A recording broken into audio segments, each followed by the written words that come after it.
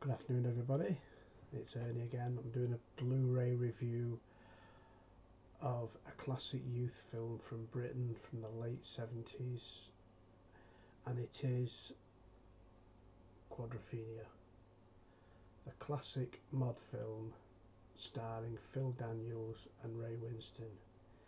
It's basically about the mod riots that were going on in 1964 down in Brighton and across various seaside resorts around the country. Now, the film itself, it's based on a long playing album by The Who, and it was written by Pete Townsend, and it was all about a boy called Jimmy, which is Phil Daniels.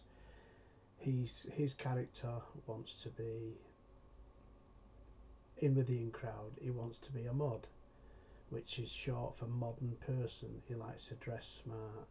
He has a job. He's got a motorcycle, as in a scooter, a Vespa, or a Lambretta. I can't remember which one. But it's basically how, through the summer of '64, how he and his mates spend their times at weekends and at nights. He works in an office where he distributes mail all over the place. He doesn't like his job. He doesn't like being told what to do.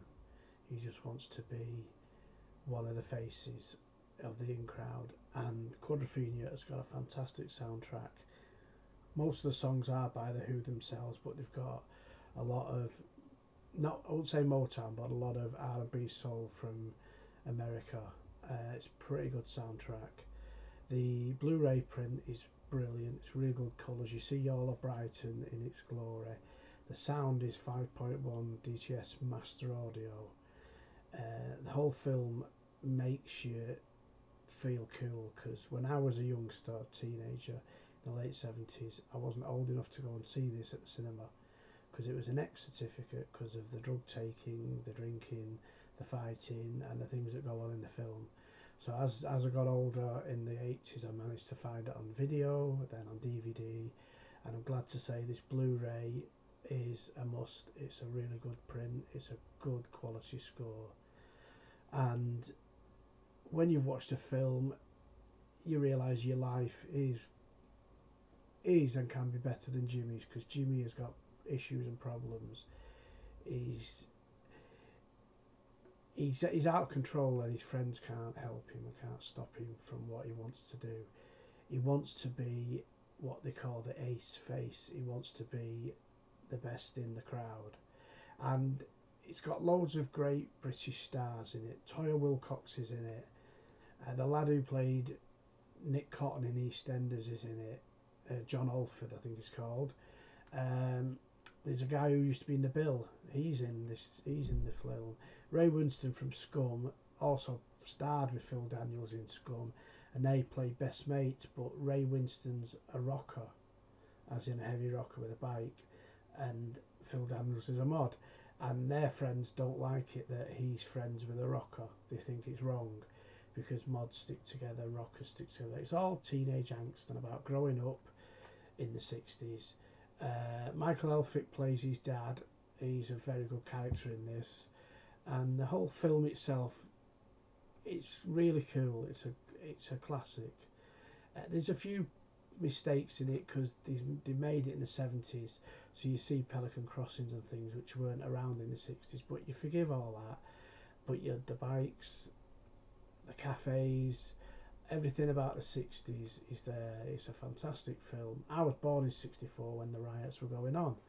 Now, most of the mod riots, a lot of people don't realise, is it was incited or started really by the press, because the mods and rockers never really got on, and they never see each other for most of the part. But apparently in a documentary I watched called Mods, Rockers and Bank Holiday Weekends on BBC One recently, the people were being interviewed, and they were saying that the press were going round offering mods and rockers money to start a fight, to make it so they could get a story for the Bank Holiday Press. And then when it did happen, they made them out to be all these horrible people, and they weren't. They were just kids being kids on a holiday weekend. So it shows the riots and it shows what it's like growing up as a teenager in Britain in the 60s.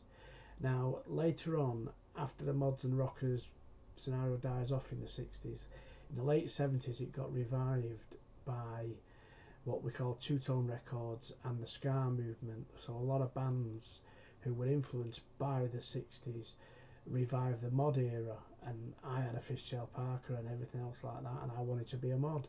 And it was good, the music was good, the groups were the Specials, the Beat, Madness, Selector, anything to do, even UB40 started out very early on a two-tone but went to reggae, and it just about, and when it got revived, this is why they made the film.